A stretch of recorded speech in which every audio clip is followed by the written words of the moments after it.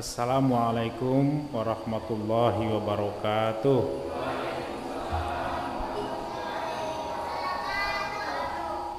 Alhamdulillah, wassalatu wassalamu ala rasulillah wa ala alihi wa sahbihi wa mawala. Asyhadu an la ilaha illallah wahdahu la syarikalah wa asyhadu anna Muhammadan abduhu wa rasuluh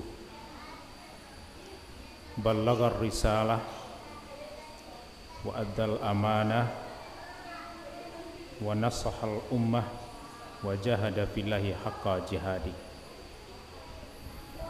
Allahumma fassalli wa sallim ala Muhammadin wa ala alihi wa ashabihi wa man tabi'ahu bi ihsanin ila yaumiddin.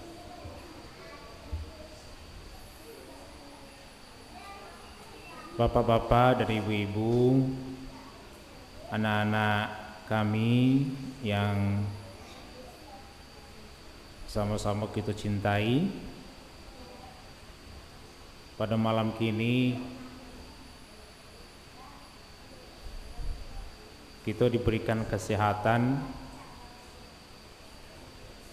diberikan pikiran yang jernih, panca indera kita masih berfungsi dengan baik. Maka kita bersyukur kepada Allah atas semua karunia dan anugerah yang tidak bisa dinilai itu. Salawat dan salam pada junjungan kita Nabi Muhammad sallallahu alaihi wasallam. Bapak dan ibu yang saya hormati, malam kini kalau kecek pengurus Pak Ismet tadi, itu adalah malam diadakan pengajian perdana yang bersifat pengajian bulanan. Lalu malam tadi diumumkan dari ketua kita, Buya kita, Buya Dr. Haji Afrinaldi Yunas, bahwasanya akan memberikan pengajian malam ini Ustadz dari Padang, cek beliau. Ustadz dari Padang yang berkantor di Padang, cek beliau. Ambo tekaji lah, ambo berarti ndak ambo kudu aja. Ndak ambo kudu aja, ambo kan dari Padang gitu nya. Padahal ambo tinggal di belakang rumah beliau, Bu. Pikir-pikir ambo tuh sialan dari Padang kok. Lalu ambo disebut sebagai dari Muhammadiyah. Padahal awak kasadanya kan Muhammadiyah kok, Pak. Ya, Pak. Asali orang Islamnya Muhammadiyah. Pak. Pasti Muhammadiyah. Karena Muhammadiyah bermakna pengikut Muhammad. Kebetulan memang Bapak Ibu sekalian, sebelum sampai ke situ, ambo dibandingkan Bapak dan Ibu kesadonya yang ada di surau kok, mungkin ambo warga paling baru di sini. Dan sebagian ibu-ibu ada warga baru yang menumpang di sini, di pas di belakang rumah Pak Ismet dan Buya Afrinaldi. Ambo masuk ke rumahku semenjak bulan Maret, karena ketika itu mulai isu-isu tentang corona mulai, Pak. Awalnya ambo menumpang di rumah Mintuo di Telagosari, dan rumah di Mintuo tuh, tempat Mintuo tuh mulai rame. Malumlah rumah besar, rumah gadang, sampai berkumpul keluarga di akhir pekan. Nah, dalam tinjauan kesehatan tidak sehat dah ke seorang, terlalu ramai. Akhirnya dicari kesepakatan, oke, kita cari rumah.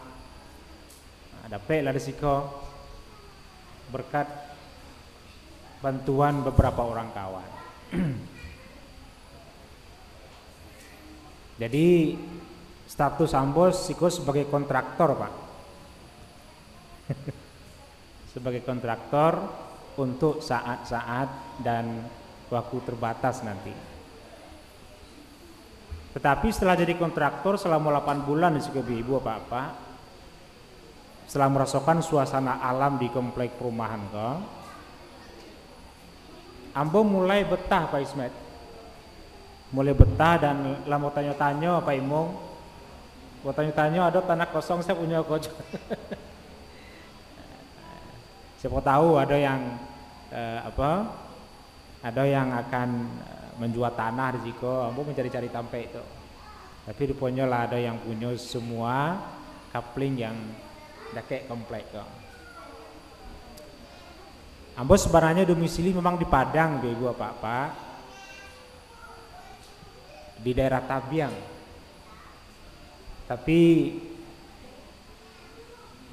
si bundanya mendapat tugas dalam beberapa tahun terakhir, istri Ambo di KPU, maka kami memutuskan untuk sementara berdomisili di Pariaman. Anak-anak dipindahkan sekolah ke Pariaman. Ambo sendiri sehari-hari bertugas di Universitas Negeri Padang UNP sebagai staf pengajar di Fakultas Ilmu Sosial. Tapi semenjak Corona, kampus ditinggalkan, perkuliahan berlangsung dengan daring di rumah saja, dengan sinyal yang membuat sakit kepala Pak Ismet. Rupanya berkat perjuangan Pak Ismet, tiang-tiang dari Telkom lah masuk Pak ya, sampai ke Sikonan Pak. Alah, lah bisa dipasang Pak. Itu berkat perjuangan dari Pak Ismet, sehingga lah sampai tonggak Telkom untuk memasang IndiHome di rumah supaya bisa mendapatkan sinyal atau jaringan yang kuat. Nah, berbicara tentang sinyal itu, tentang jaringan itu,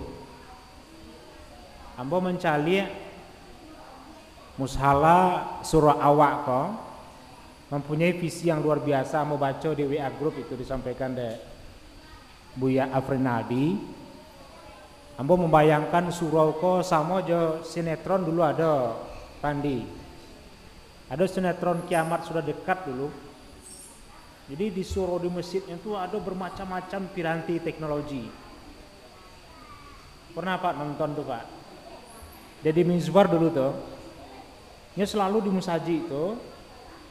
Di musaji itu ada ruangan kecil dengan perangkat teknologi tinggi, bisa melontarkannya ke Makamal.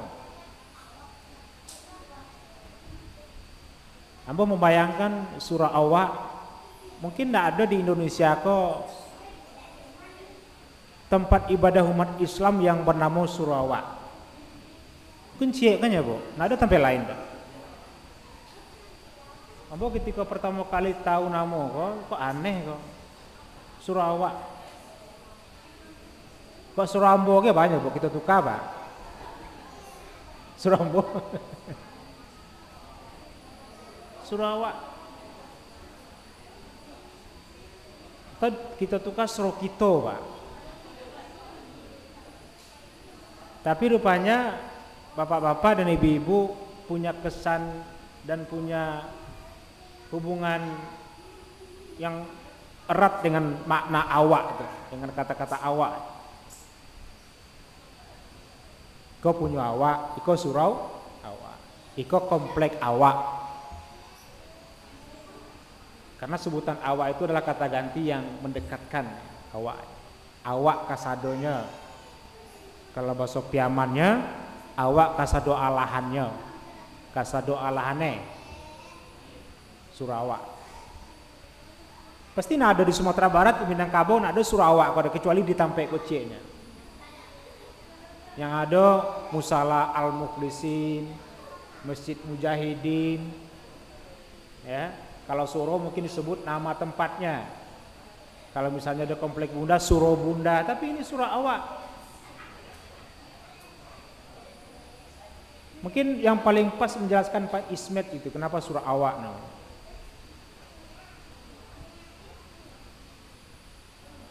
Bapak dan Ibu sekalian, oleh karena itu malam kini alun mengaji nawak lain. Ambo memperkenalkan diri aja lah ke ibu. Karena kadang-kadang ada kesibukan nak kesapo deh ambo. Acok seliweran di muka apa. Tapi nak nampak apa deh ambo nak kesapo deh ambo. Maka malam kini dengan kata-kata awak tadi itu menyatulah kita. Karena awak itu adalah makna kolektif yang kuat, yang utuh dari masyarakat di lingkungan tertentu, terutama di lingkungan komplek perumahan Bunda ini. Jadi Bapak Ibu, ambo mohon izin, mohon maaf kalau dalam 6 bulan, 8 bulan dalam aktivitas ambo di komplek belum sempat berinteraksi secara utuh, secara mendalam dengan Bapak Ibu sekalian. Karena kesibukan aktivitas kita masing-masing jarang bertemu. Maka tempat bertemu itu adalah di Surau Awak. Siko bisa bertemu, bersilaturahim, bertukar pikiran, berdiskusi tentang banyak hal, termasuk tentang kajian-kajian. Kemudian Bapak Ibu sekalian, ambo Jobuya Afrinadi ko baru bertamu di siko Paimong. Dia ambo baru bertamu di beliau ko di siko. Jadi peristiwanya pagi-pagi beliau jalan, ambo saponya, Bapak cerita-cerita sebentar. Lalu kemudian ambo keluar disambut di kawan-kawan, di adik-adik di luar tentang Buya Afrinadi. Tahu mbok? Oh, berarti ambo yang numpang di kompleknya kini kecil. Tahu ambo beliau kok kemudian kami lah mau tahu beliau kok sebenarnya kawan seperguruan, adik seperguruan ambo di Tapus. Beliau kok alumni Tapus, Taman Pendidikan Ulama Zuama Pesantren Tapusan di Marunggi. Guru beliau Biya Haji Mukhtar. Ambo berguru ke Biya Haji Mukhtar itu dalam rentang waktu tahun 83 sampai 86. Biar Adi waktu itu SD ya, baru lahir. Ambo 86 tuh kelas apa 83 tuh kelas sampai SD. Ya. 83 ambo kelas sampai SD Pak Imo. Wilayah bro. Jadi 83 sampai 86, 85 86 Buya Haji Mukhtar membuka pesantren Tapus di Ulakan. Jadi kalau ibu apa-apa pergi ke Ulakan, ada Masjid Takwa, Rakyat Jambetan. Nah itu ambo di situ. Beliau membuka Tapus di situ selama 3 tahun dulu. Dan Buya Alf itu belajar di Tapus Marunggi dengan guru yang sama. Jadi beliau kok adalah adik seperguruan ambo sebenarnya. Tapi kini beliau kok kakak seperguruan ambo. Dulu adik Pak. Dulu beliau adik seperguruan, kini kakak seperguruan. Karena beliau kok kini sedang S3 di UIN Mambonjol Padang, angkatan 2007 balik. Ya Pak. Ambo baru masuk 2009 balik. Nah kini kok jadi kakak dia Ambo, senior Ambo kok. Dulu junior Ambo, kini senior Ambo lah. Bertamu kami di sini. Boleh hampir selesai, hampir menapi barang kok. Nah, sebentar lagi jadi doktor di bidang pendidikan Islam. Maka bersyukurlah awak kasadonya di komplek Iko ada guru yang tetap akan menghidupkan Surau Awak kok. Beliau guru sebetul-betul guru. Sebenarnya beliau kok hampir nak bersobok aja apa ibu-ibu kak. Pernah ikut seleksi untuk sekolah ke Madinah, lulus. Tapi karena sesuatu lain hal nak jadi diterima ada, nak jambi ada. Nak ke Madinah boleh nak semua jawab lain. Dan kini beliau adalah ketua Majelis Tarjih. Nah, Majelis Tarjih itu sejenis lembaga atau organisasi di dalam Muhammadiyah kebetulan yang isinya para ulama, isinya orang-orang alim di dalam. Karena mereka akan menggali persoalan-persoalan hukum, persoalan-persoalan kontemporer di tengah-tengah masyarakat, ke hukumnya, ke baik istimbatnya. Beliaulah yang mengelola majelis itu, namanya Majelis Tarjih. Sementara ambo diberikan amanah untuk jadi ketua Majelis Tabligh. Ini tabligh dan tarjih gitu di Muhammadiyah. Majelis Tabligh itu mengelola mubaligh. Di Sumatera Barat ada sekitar 4.700 mubaligh yang berafiliasi ke Muhammadiyah yang dikelola oleh Majelis Tabligh di tingkat Sumatera Barat. Jadi kami berdua, beliau ini kebetulan ibu-ibu kan tahu atau kebetulan. Nah pernah gue sengaja tidak ketemu juga beliau di siko. Sama-sama orang Muhammadiyah, bapak ibu kasarannya orang Muhammadiyah loh, atau pengikut Muhammad Sallallahu Alaihi Wasallam. Bapak dan ibu sekalian yang menghormati, kalau kita mencalek surau kita atau surau awak kok yang pelan-pelan mulai berfungsi, kemudian anak-anak tarangan mulai mengaji, maka yakin kita bahwa komplek yang kita diami ini akan menjadi komplek yang diberkahi.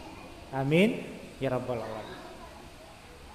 Ambo yakin banai ibu, bapak sekalian, sebuah komplek perumahan yang menyatu dia di musala atau di surau, bertemu dia di surau, bacarito di surau, begalak-galak di surau, biasanya komplek itu akan diberkahi. Karena di surau itulah terjalin hubungan yang kuat di antara warga komplek. Satu keluarga. Maka komplek ini nanti akan bisa disebut sebagai komplek madani. Apa itu madani? Maju damai dengan nilai-nilai Islami. Komplek Bunda Madani. Kita ramaikan surau, kita gerakkan aktivitas kajian-kajian, aktivitas-aktivitas kebersamaan. Nanti mungkin dalam perkembangan selanjutnya surau awak akan mencari perbandingan-perbandingan di antara surau-surau masjid yang maju pengelolaannya. Mungkin kita bayangkan dulu ketika belum terpasang plafon dan sebagainya kelihatan kecil. Tapi kini setelah terpasang, mungkin nanti terpasang pintu, akan mulai kelihatan besar dan fungsinya akan bertumbuh terus. Lalu siapa yang akan meramaikan surau? Siapa yang akan mengelola surau awak kok? Maka orang yang akan mengelola surau itu, Bapak Ibu sekalian, bukan sembarang orang. Bukan sembarang orang. Orang yang bisa menggerakkan surau, menjadikan surau itu hidup, menjadikan surau itu menjadi tempat pertemuan, adalah orang-orang yang disyaratkan oleh Allah dengan beberapa ketentuan. Ini di dalam Al-Quran dijelaskan itu. Seperti misalnya dalam surat At-Taubah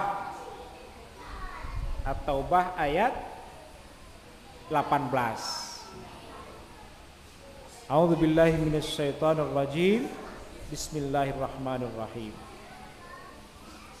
Innama ya'muru masajidallahi man amana billahi wal yaumil akhir.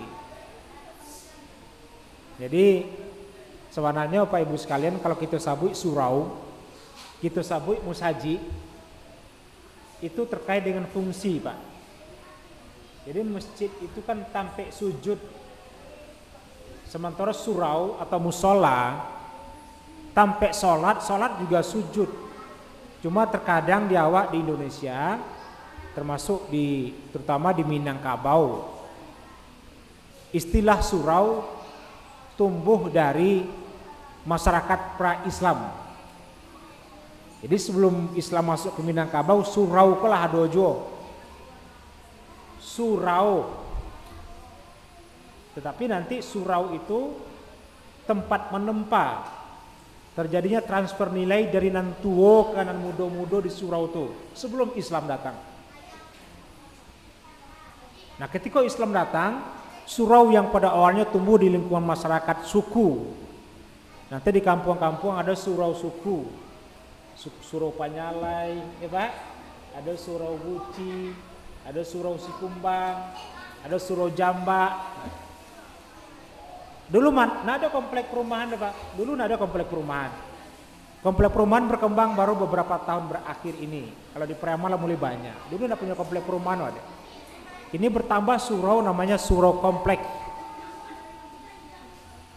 Salah satunya surau yang sedang kita kembangkan ini menjadi surau komplek perumahan. Bapak Ibu sekalian, awak mungkin berasal dari Tampe yang berbeda-beda. Awak berasal dari Tampe yang berbeda, latar belakang berbeda. Oleh karena itu di komplek yang berbeda tadi biasanya rasa saling memandang, rasa saling menghargai tinggi.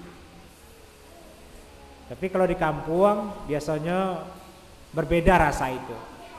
Nah, di komplek-komplek perumahan yang baru ditambah lagi dengan pembinaan-pembinaan kajian-kajian di surau, maka akan terasa ikatan yang kuat.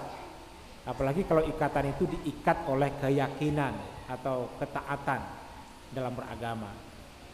Nah, di dalam ayat itu dikatakan orang yang bisa meramaikan masjid, yang bisa memakmurkan surau, yang bisa menghidupkan surau, yang bisa menghidupkan masjid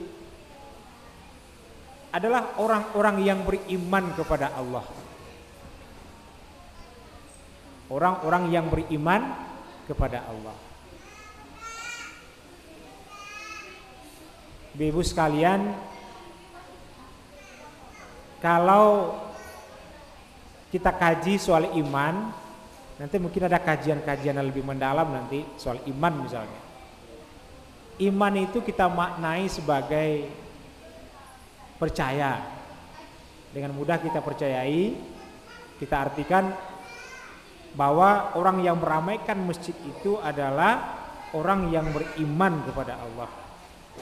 Man amana billah wal yaumil akhir.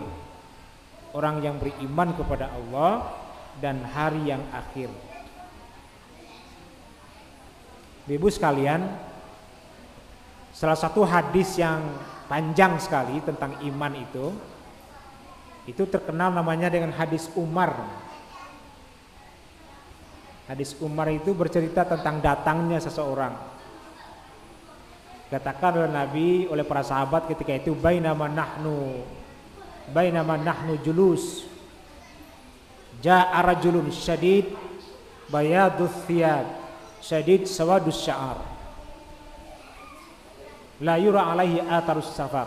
Jadi diceritakan suatu kali Nabi dengan para sahabat duduk dalam majelis di Masjid Nabawi, tiba-tiba datang seorang laki-laki, rajulun, seorang laki-laki, tetapi laki-laki itu tiba-tiba datang, la yura alaihi atharus safar, nado terlihat pada dia tanda-tanda habis melakukan perjalanan. Syadid bayadus thiyab, pakaiannya sangat putih. Syadid sawadus sya'ar, rambutnya sangat hitam. La yura alaihi atharus safar, ndak ada nampak tanda-tanda orang berjalan jauh, tiba-tiba datang ke situ. Datangnya. Lalu kemudian dia menghampiri Nabi. Fa asnada rukbatayhi ila rukbatayhi, nyodakean lututnya ke Nabi. Itu digambarkan begitu. Nyosandarkan lututnya ke Nabi. Kemudian nyolatakkan tangannya di lutut Nabi. Wa wada'a kaffai ala fakhidai, nyolatak tangannya ke lutut Nabi. Lalu nyoba tanya ke Nabi, ya Muhammad akhbirni anil iman. Maka dia bertanya kepada Nabi, wahai Muhammad, ceritakan kepadaku tentang iman. Senalah diceritakan Nabi apa itu iman. Nah, termasuk di sini al imanu antuk minubillah. Nah, diceritakan rukun iman dan seterusnya itu. Maka beriman kepada Allah seperti digambarkan di dalam ayat ini yang menceritakan tentang, yang menjelaskan tentang syarat-syarat orang yang bisa meramaikan masjid adalah iman kepada Allah. Maka makna iman kepada Allah itu adalah orang yang mendahulukan panggilan Allah ketimbang panggilan yang lain, kata Imam Ghazali. Jadi orang yang beriman kepada Allah, mencintai Allah itu adalah orang yang mendahulukan panggilan atau seruan Allah dibandingkan seruan yang lain. Itu sebagai tanda iman, tanda cinta kepada Allah. Ibu-ibu, bapak kalau rayo hari, saya yang pertama dibolehin baju dulu. Saya kira baju lupa, anak atau awak? Anak dulu. Awak nak berbaju kan awak anak. Anak yang penting dulu. Baju anak. Anak sadang sepasang dah. Masing-masing anak kita belian masing-masingnya 3 pasang baju. Karena apa? Ya, karena 3 hari raya, 3 hari. Ya, 3 hari bersilaturahim. Kenapa kita belikan yang pertama? Karena Pak anak yang kita perhatikan yang pertama dulu, karena kita cinta kepada anak. Ekspresi cinta kepada anak, untuk anak kita agih dulu. Kalau ekspresi cinta kepada Allah, untuk Allah kita berikan dulu. Dipanggil kita. Kalau Allah sudah memanggil, maka terkadang yang sulit bisa kita tinggalkan, kesibukan kita tinggalkan. Ya, apapun kesulitan kita hadapi. Orang pergi menunaikan ibadah haji dengan berbagai kesulitan, tapi setiap tahun orang pergi ibadah haji. Orang pergi sholat, ketika azan sudah memanggil, orang datang ke surau. Walaupun ada kesibukan yang lain untuk melaksanakan sholat berjamaah. Allah mengatakan berbagilah. Yunfikuna fis sarra'i wad dharra'i.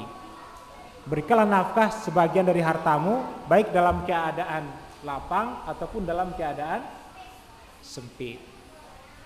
Maka kita melakukan itu sebagai bagian dari amana billahi wal yaumil akhiri. Jadi orang yang meramaikan masjid itu beriman kepada Allah dan hari yang akhir. Bapak dan Ibu sekalian, kini hari yang akhir itu kan jadi olok-olok, Pak. Hari yang akhir itu kini jadi olok-olok. Itu sudah lama, neraka jadi olok-olok, surga jadi olok-olok, azab kubur jadi olok-olok. Misalnya ada ungkapan yang sering kita dengar, emangnya andong, jangan punya surga. Ini aja nak masuk surga, apa enggak? Padahal masuk surga itu atau masuk neraka itu bukan kita yang menentukan, melainkan dijelaskan di dalam Al-Quran. Siapa yang akan masuk surga, syaratnya apa, ini syaratnya. Kalau masuk neraka apa syaratnya, ini syaratnya di dalam Al-Quran. Bukan kemauan atau ketentuan yang dibuat-buat, melainkan sesuatu yang sudah ditetapkan oleh Allah yang maha menjelaskan di dalam Al-Quran. Neraka pun jadi olok-olok. Jadi dulu ibu, ketika ambo masih berulang padang preaman tiap hari, ada di sebuah tampe di daerah Batanganai itu, di pasar Batanganai, di pasar Usang, ada kadai Kentucky ikan bakar tuh, ayam bakar ya, ayam goreng ya. Merek ayam goreng itu Kentucky pedas neraka. Kentucky pedas neraka. Jadi di pojoko neraka padehnya, Pak. Neraka padehnya. Makanya disebut Kentucky pedas neraka. Setiap hari mau lewat di situ, mencalik merek itu sebelah kiri gua. Setiap hari lewat di situ mencalik merek itu. Dan gambarnya dibuat dengan artistik, ada merek neraka dan ada api di bawahnya, gambar api. Jadi iseng-iseng sekali yang mau singgah, Pak. Singgah di samping kentaki neraka aku ada orang jolontong. Pagi-pagi sebelum ke kampus, mau singgah di situ. Singgah di situ, kentaki neraka aku lama nak buka lah batutunya. Bertanya ke orang tukang lontong tuh, nih, batu nak buka kentaki neraka aku ini? Oh nyala bangkrut Pak. Lah bangkrut kentaki neraka aku, bangkrutnya ayam mahal gini lah tutui kadai ko Pak. Kecambo mungkin dak namo neraka aku mau tutui. Kentaki neraka.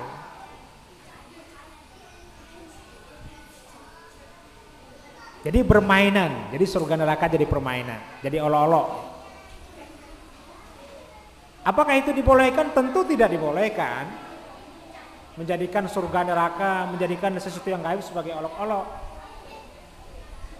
Lalu kemudian muncul seruan supaya merek-merek yang mengolok-olok seperti itu, katanya itu strategi marketing agar diganti. Maka kini di daerah Setebanyo ganti ayam neraka itu menjadi ayam sarugo. Itu kalau kita pergi ke air dingin, itu ada ayam neraka dulu berganti jadi ayam sarugo. Sementara kentaki neraka pasausang lanjut bekak pelangnya. Karena bololok. Bapak dan Ibu sekalian, jadi mudah-mudahan kita menjadi bagian dari orang yang beriman kepada Allah dan hari yang akhir, dan menjadi orang yang dipersyaratkan untuk meramaikan surau awak. Wa aqamas salata, orang yang mendirikan salat, wa ataz zakata, yang menunaikan zakat, walam yakhsha illallah. Jadi orang yang bisa meramaikan surau awak itu, yang betul-betul bisa menggerakkan surau awak, menjadikan surau ini maju, nanti akan menjadi percontohan di kota Pariaman. Bahkan kalau visi dari Buya Rinaldi itu dilaksanakan, surau awak akan jadi percontohan di Sumatera Barat, bahkan bisa Indonesia. Suraunya kecil, ngindung suraunya, tapi aktivitasnya luar biasa. Semaraknya luar biasa. Kalau bersama-sama tentu akan bisa dilaksanakan. Walam yakhsha illallah. Orang-orang yang meramaikan surau awak takutnya hanya satu saja, yaitu takut kepada Allah. Walam yakhsha illallah. Fa'asa ulaika an yakunu minal muhtadin. Mudah-mudahan mereka itu termasuk ke dalam orang-orang yang mendapat petunjuk. Jadi kalau tidak menghidupkan surau awak, yang tidak menjadi bagian dari aktivitas surau awak, jauh petunjuk darinya. Yang dapat petunjuk adalah orang yang punya niat menghidupkan, meramaikan surau. Ambo sebenarnya ibu membuat teks ketek kau tentang surau, tentang meramaikan surau. Tapi sebenarnya Bapak Ibu sekalian, kini sudah begitu banyak sumber-sumber kita mendapatkan pengetahuan. Banyak sekali sumber-sumber belajar. Mungkin kalau di surau dalam pengajian, mungkin nanti lebih banyak pertanyaan-pertanyaan dari bacaan-bacaan kita. Karena kalau kita baca saja mungkin ada yang tidak paham. Maka dalam pertemuan-pertemuan kajian yang tadi disampaikan sekali sebulan tuh, kita jadikan sebagai tempat untuk berdiskusi tentang berbagai hal-hal kehidupan yang selalu datang silih berganti, ba'a jalannya, ba'a hukumnya, ba'a penyelesaiannya. Banyak guru-guru kita yang akan mengisi kajian itu, yang akan meningkatkan pemahaman kita dan meningkatkan kualitas ibadah kita. Termasuk waktu Pak, mungkin itu dulu sebagai awal dari pengajian perdana ini. Mudah-mudahan semakin hari semakin semarak, semakin hari semakin berkualitas kajian bulanan di surau.